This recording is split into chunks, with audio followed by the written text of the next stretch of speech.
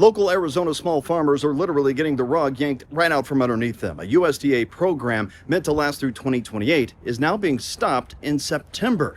I'm ABC 15's Craig McKee. Spoke with a local farmer about how it not only impacts them, but it impacts you as well. Nice. For Rodney Machokoto, maybe one for Daniel. Farming There you go. is a family affair. Let me get some more picking.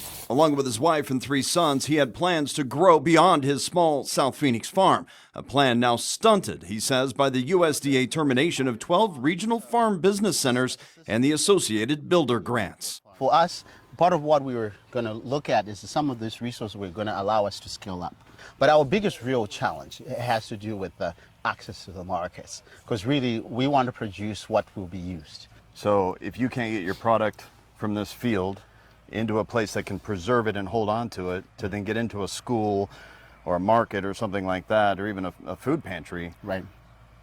Then it's going to be like some of my tomatoes on the ground, they're just going to rot, right? For a farmer like Rodney, he says, I have so many bushels of these special cucumbers, or I have the tomatoes, or I have watermelon, or whatever he's bringing to them.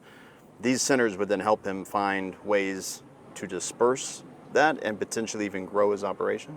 Absolutely. Patty Emmerich is the director of Resilient Food Systems for Local First Arizona. She says while most of us take it for granted, being able to go to the grocery store and find an abundance of fruits and veggies, not all communities are created equal. Why should people tuning into ABC 15 even care about this story? How does it impact them? I think the most important thing to understand about local food systems is the importance they play in building resiliency and access to fresh, healthy foods in our communities. Many times these communities too are what we call food deserts, where the nearest grocery stores are a long ways away. So those community markets that are so small, you know, Yep. not like a mega grocery store, those small markets are critical for those food desert areas. Absolutely, absolutely. And this is where our local producers play a big role.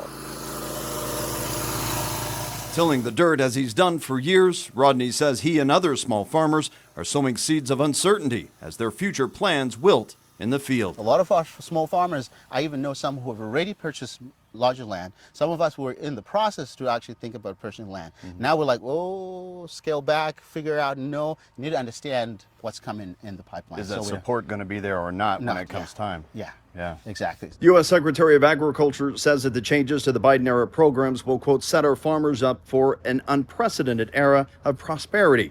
You can read much more about the changes, as well as find some links to find some local farmers in your community over on abc15.com.